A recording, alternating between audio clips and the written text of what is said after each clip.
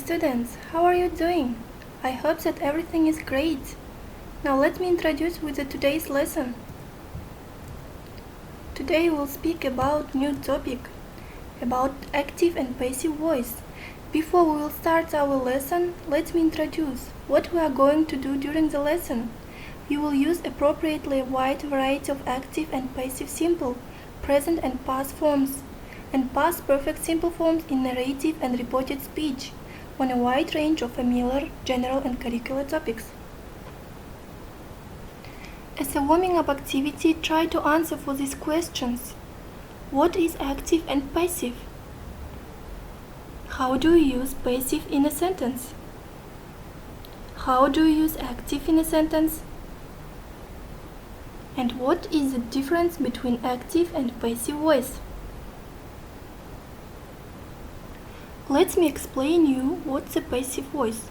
We form the passive of the present simple and past simple with the verb to be in the appropriate tense and the past participle of the main verb. Look at the examples. So let's speak about present simple first of all. In active voice we can say she bakes a cake. In passive we change it into a cake is baked by Sue. Past simple form. She baked a cake. In passive voice, a cake was baked by Sue. If we want to show the person or thing doing the action, we use preposition by. For example, she was attacked by a dangerous dog. The money was stolen by her husband. We use the passive when the person or people doing the action is, are, unknown, unimportant, or obvious from the context. For example, the vase was broken. We don't know who broke it. My car was repaired yesterday. It's obvious that the mechanic repaired it. The next, when the action itself is more important than the person or people doing it, as in news headlines, newspaper articles, formal notices, advertisements, instructions, processes, etc. For example, the new blockbuster movie was released last week. When we want to avoid taking responsibility for an action, or when we prefer to an unpleasant event and we don't want to say who or what is to blame. For example, they were cheated out of their money.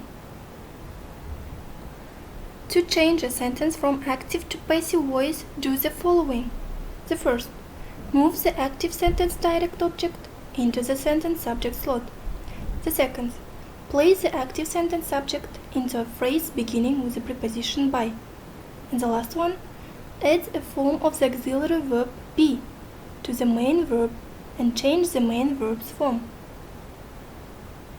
Now, let's watch the video about passive and active voice. Active and passive voice are used in different types of writing for different types of effects and sentence structure. Paying attention to the voice you're using can massively alter the way your message is received. Let's start with the basics. Active voice is when the grammatical subject of the sentence is performing the action. Let's say you saw your friend Jill throw a ball. You could say, Jill threw the ball. Here, the grammatical subject of the sentence, Jill, performs the action described by the verb throw.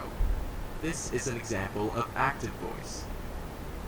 Passive voice is used when the grammatical subject of the sentence is being acted upon by another object that may or may not be defined.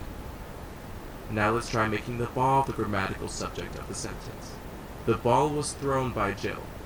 Here, the thing acted upon is the subject of the sentence. This is an example of passive voice. As you can see, both sentences make sense for their own specific situations and both are grammatically correct. In some disciplines, passive voice is often preferred.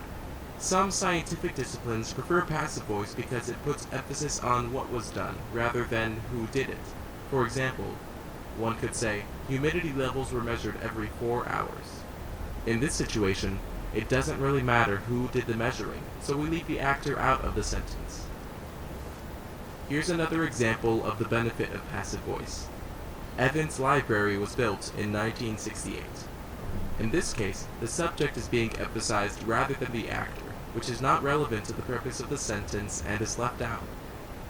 If both are correct, how do you know which one to use? You may have heard that you should use active voice. There is a common misconception that active voice is always the preferred option and should be used whenever possible. However, while active voice can be more direct, both styles can be useful depending on your situation. For instance, Miguel's phone was stolen. If the actor performing the action is irrelevant or unknown, you can use passive voice to put emphasis on the thing acted upon.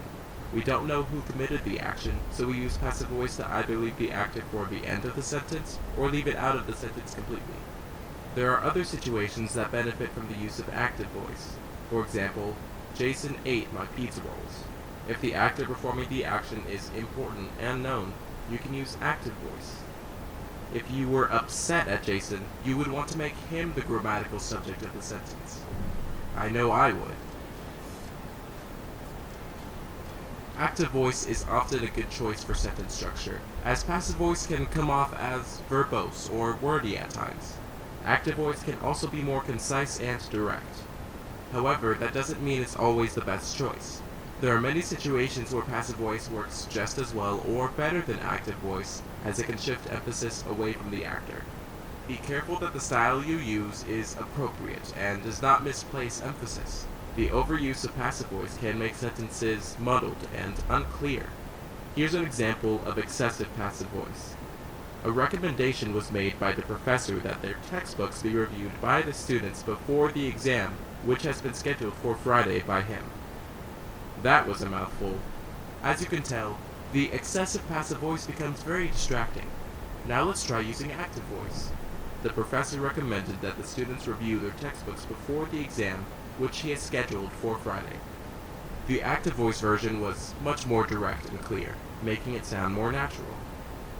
There is not a clear rule for which structure is more correct.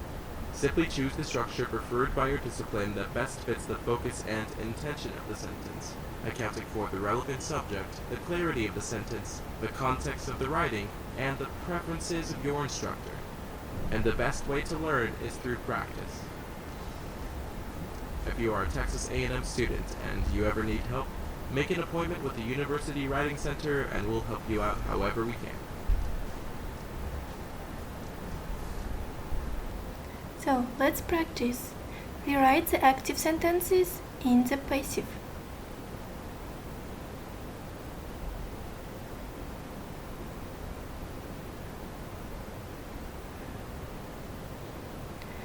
Our lesson is almost over. That's why name 3 new words from the lesson. Name 2 adjectives describing the lesson. And name 1 activity from the lesson you like best. Thank you for being active and thank you for your attention. Goodbye, my dear students.